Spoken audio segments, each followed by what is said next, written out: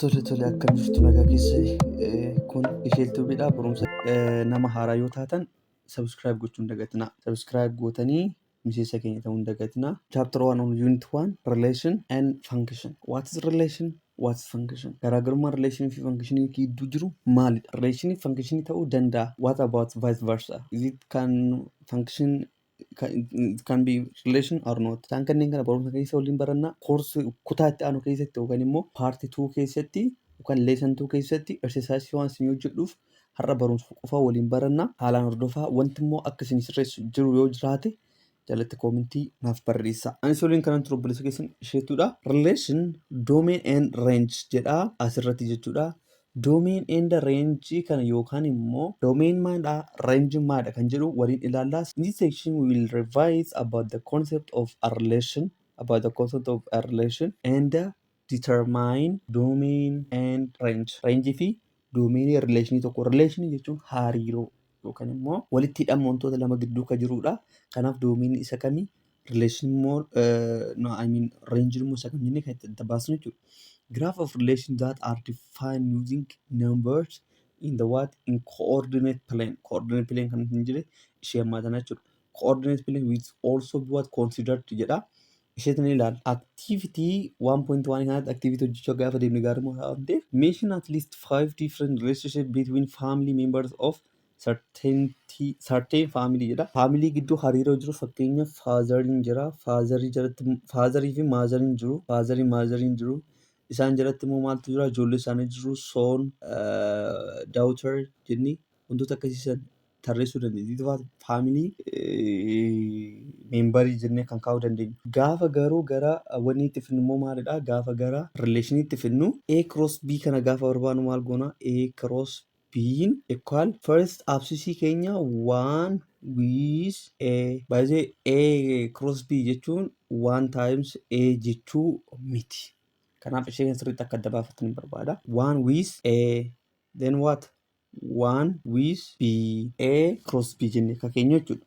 So isaan kana barbaadan for the set of the first and the set of the second coordinates of all members of the set is in A jedha. Isuma kana tokkoo fi lama first order keenya.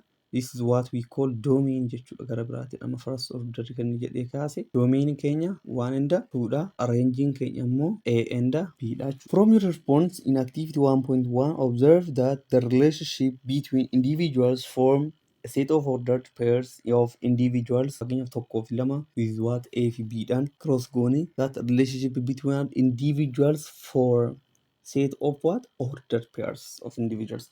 Kanaaf maalidha? Order pair uumuu kan immoo hariiroo uumu. And what all the non-empty subset of A cross B are what? Sets of ordered pairs. Amma hojjenne kana jechuudha. Video kara duubatti pause gootanii ilaaluu dandeessu. Any set of ordered pairs is a relation. Any set of ordered pairs, this means let's say A akkatti jira 1, 2. Inni kun maal jedhama? Relation jennaan jechuudha. Isheen jalqabaa maal jedhee? Doomeenii. Isheen lammaffaan immoo maalidha? Range jedhama. Definition waan irratti given two sets A and B. Set lama nu kennameera. A and B kan jiru. Set yoo nu kenname jira. Any set or any set a relation of ordered pairs x, y where x are element of A. Given two sets A and B. A and B and sets relation kan uumani of ordered pairs x, y where x an element of A, y an element of B is called a relation from A to B. Kana jechuun maal jechuudha? Relation from A to B jechuun x, y relation hin jedhu uumanii jechuudha. For x, y an element of what?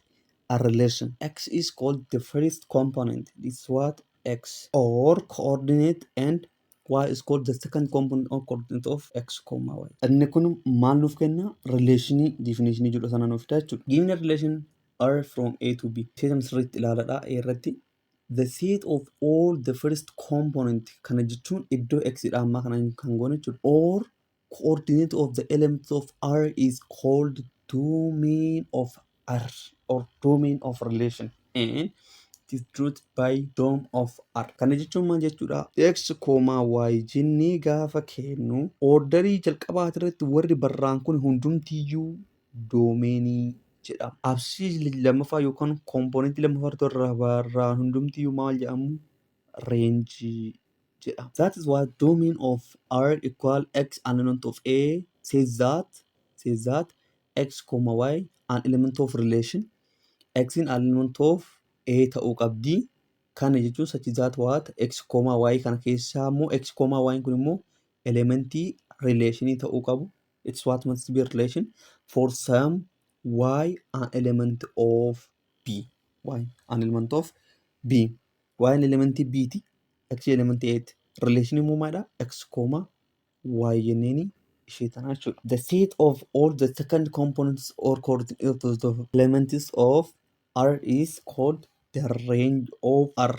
This one ammaas jechuudha. Second component ishee iddoo kanaa. Range Y an element of B, X, Y an element of relation for some X an element of A. Kan jechuun domain range. Example 1 kana gaafa ilaallu find the domain in the range of the relation R jedha. Relationiin kun nuuf kennameera. Egaa nuuf kenname relationii kanarraa maal baasuu dandeenya nuti? Doomeenii. Doomeeniin maalidha? Absiisii jalqabaatirra warra jiranii jenna. Isaan kana jechuun maal jechuudha? 45 doomein. Doomein jechuun maal jechuudha? 50 jedha. This is what domain. Reenjiin keenya immoo 70. Reenjii jedhamu. Inni kun immoo doomeenii jedhama jechuudha. Exercise amma hojjenne kana iddoo kanatti inni kun asitti hojjetee jira. Ibsa kana mi'a ilaala. Given an ordered pairs X, Y X, Y. X is called the first component or the first coordinate yookaan immoo absiisa kan jennee haasaa turre kutaa gadaanaatti of the given ordered pairs and Y is the second component or the second coordinate of the ordered pairs. Xin first absiisii keenya yookaan first coordinate keenya, Y second coordinate keenya yookiin immoo second component keenya inni biraa immoo for an ordered pair kana inni biraa immoo inni tokko X kan jalqabaa ta'u Y kan lammaffaa ta'u agarsiisa. Inni biraa immoo order is important, that is what X, Y equal Y, X only when X equal Y. X, Y wal qixantee taana interchanging in hojjetu jechuudha. 2, 2 ka ta'u when X equal 2 Y equal then maal ta'u X, Y keenya 2, 2 ta'a. Y, X keenyas maal ta'a? 2, 2 ta'a. Unless otherwise wal qixa miti. Kana jechuun 2, 4 osoo ta'e. 2, 4 osoo ta'e 2, 4 X, Y gaafa ta'e Y, X immoo maal ta'a? 4, 2 ta'a. Isaan kun immoo tasuma wal fakkaata. Himni iddoo kanatti nu barsiisaa jirtu maadha? For an ordered space X, Y order is important, that is what X, Y equal Y, X only when X equal Y. Kanaan alatti ta'uu hin danda'u. Okay, for two order pairs A, B, for two order pairs A, B and C, D, A, B and C, D, A, B equal C, D kan ta'u if and only if A equal C and B equal D. Kanaan alatti walqixa jechuun hin dandeenye. Kana jechuun vaaliyuun X walqixa vaaliyuu X isa lammaffaa keessa jiru kana ta'uu qaba. Kana jechuun maal jechuudha? Lakkoofsuma bakka buustanii 1, 1, 2 equal 1, 2 ka ta'uu danda'u. Kun A, B, C, D yoo jettan yoo bifa kanaan barraa'e qofaadha. Kanaan alatti A equal C dha asitti. A equal C dha tokko. B equal D dha 2. Hima ishee asii tana jechuudha. Hima ishee asitti jirtu tana. Himni ishee asii tuni A 1 dha. C is 1 dha. B 2 dha. D is 2 dha. Kanaaf A equal C. A equal C dha. 1,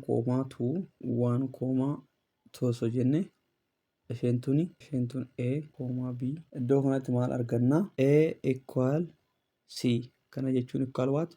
1. B equal D equal 2. Himni iddoo kanatti nuuf barraa'e kun yoo jarri kun dhugaa ta'an qofa tiruu ta'uu danda'a jechuudha. Kanaaf A, B and C, D, A, B equal C, D kan ta'u even only if A equal C, B equal D kan jedhu kana ta'a jechuudha. Kana fakkaata nootni iddoo kana jirtuun exercise example kana ilaalu. Example kana ilaallu. Example kana irratti immoo maal arganna? In certain school there are 4 sections of grade 11. 4 sections of grade 11.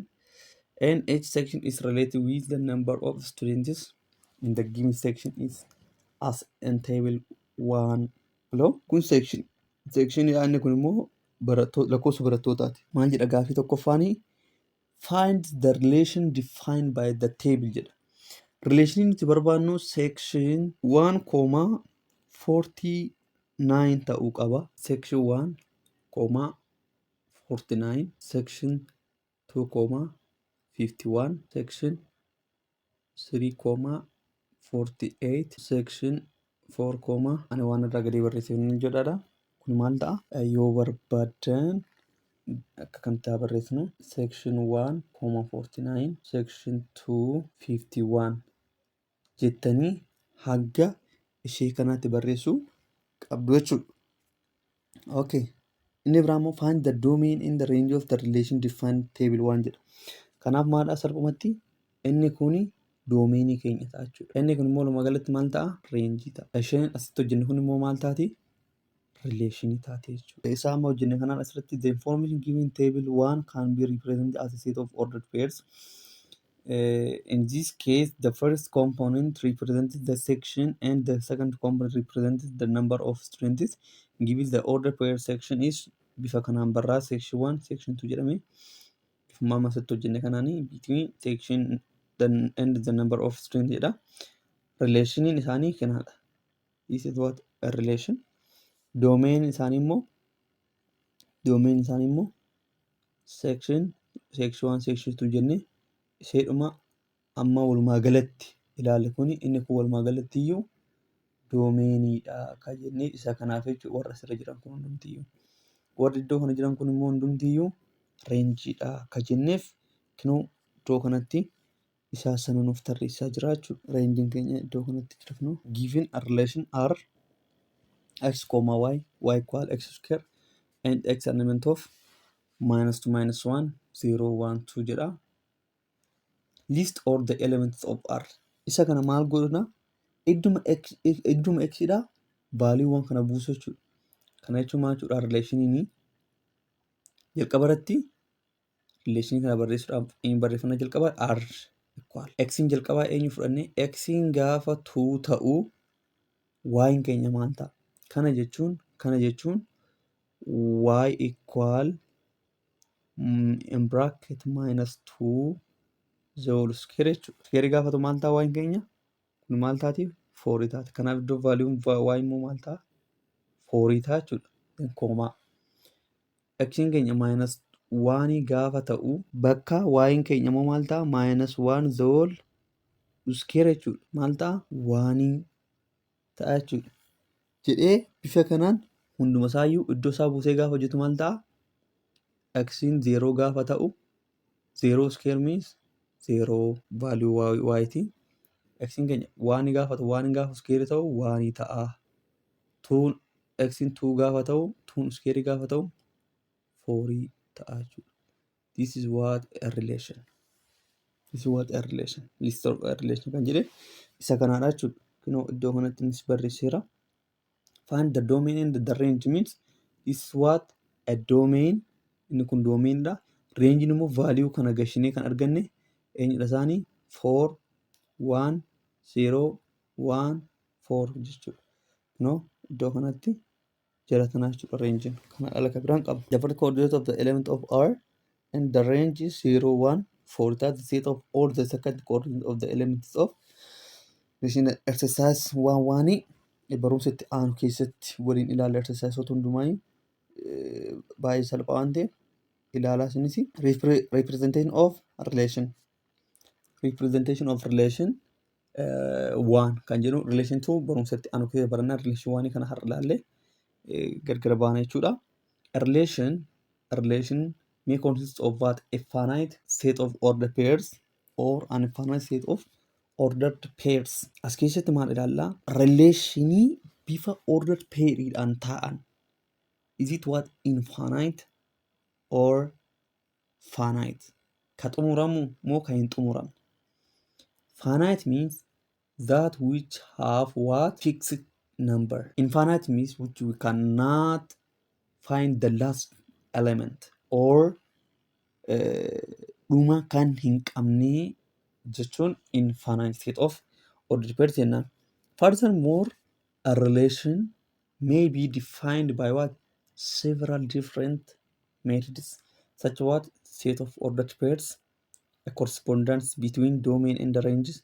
Isaan kun maadha? Several different methods such as what karaa ittiin relation maal goonu define ittiin goonu. A set of ordered pair akkasuma correspondence between domain and the range.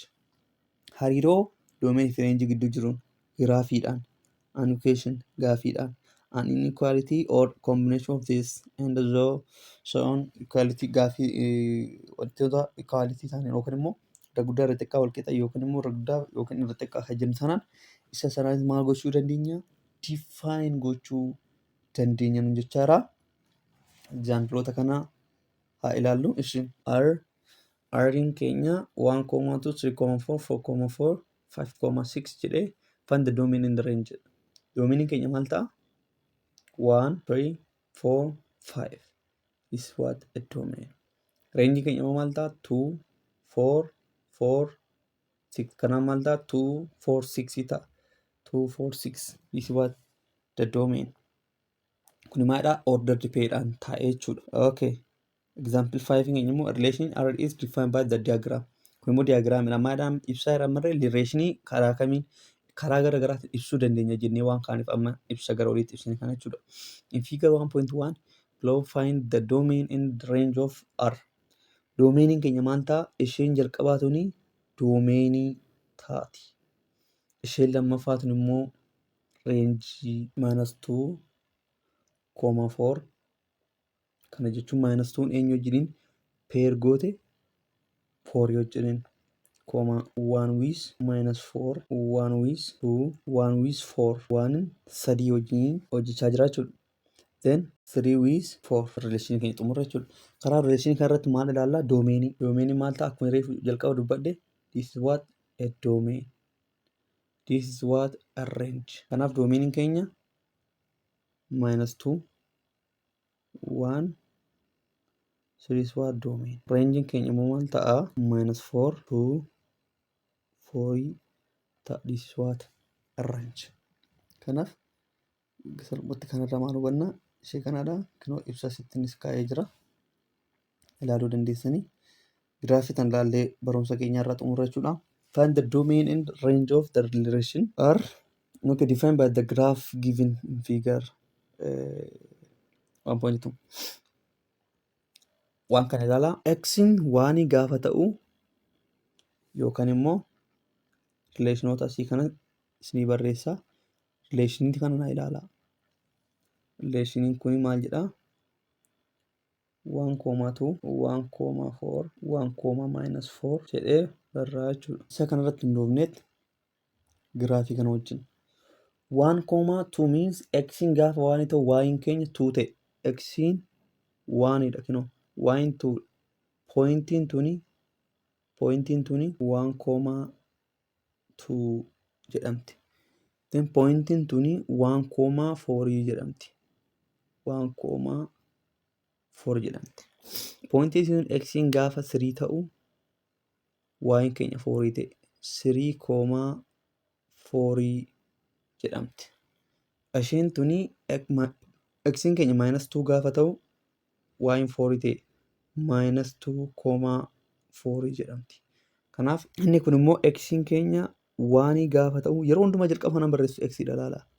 Then y'n keenya -4 jedhama jechuudha. This is what a relation by graph kan jennuun isa kanaadha jechuudha. Isa kana ibsa isaadha ilaaluu dandeessanii.